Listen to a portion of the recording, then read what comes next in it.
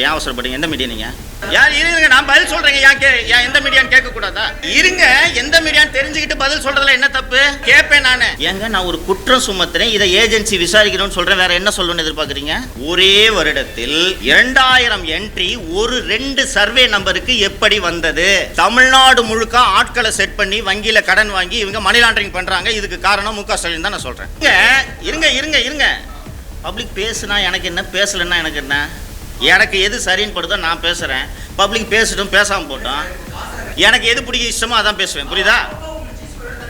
தனிப்பட்ட விஷயம் இருக்குன்னு நினச்சிக்கங்க. நீங்கள் துபாய்க்கு போயிட்டு 2 வருஷம் ஆன பிறகும் கூட ஒரு முதலீடு கூட நீங்கள் ப்ராமிஸ் பண்ண முதலீடு வரலன்றேன்.